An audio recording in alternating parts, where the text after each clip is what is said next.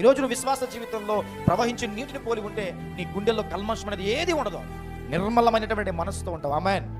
రెండవది, ప్రవహించే నీటితో నీ విశ్వాస జీవితాన్ని కలుపుకట్టుకుని లేదా నీ విశ్వాస జీవితానికి సాదృశ్యంగా దాన్ని చూడగలిగితే నీలో ఏముంటుందో తెలుసా? కరుకుతనం అనేది ఉండదు. ఏముండదు? స్మూత్నెస్ వస్తుంది. దేనైనా సింపుల్గా నువ్వేం చేస్తావు తెలుసా? హ్యాండిల్ చేయగలుగుతావు. ఎలాంటి కఠినాత్ముడైనా, ఎలాంటి మరి చూసినట్లయితే అపనమ్మకస్తునికైనా నీ మాటను బట్టి, నీ విశ్వాస జీవితాన్ని బట్టి, నీ యొక్క భక్తిని బట్టి ఏం చేస్తావు? సులువుగా వాళ్ళు ఏం చేయగలుగుతావు? డీల్ చేయగలుగుతావు. మూడవది, ప్రవహిస్తున్న నీటిని పోలి ఎందుకు క్రైస్తవ నీ జీవితం ఉండాలంటే, ప్రవహిస్తున్నట్టు నీవు శబ్దం చేస్తూ ఎప్పుడు ఊరుకోడు. ఏదో ఒక పని చేస్తూ ఉంటాడు దేవుని నామానికి మహిమకరంగా, ఏదో ఒక కార్యాన్ని తలపెడతా ఉంటాడు దేవుని యొక్క ఆత్మ రక్షణ విషయంలో. అంటే ఎప్పుడు కూడా ఆయన జీవితం నిశ్శబ్దంగా ఉండదు, శబ్దం చేస్తూనే ఉంటుంది.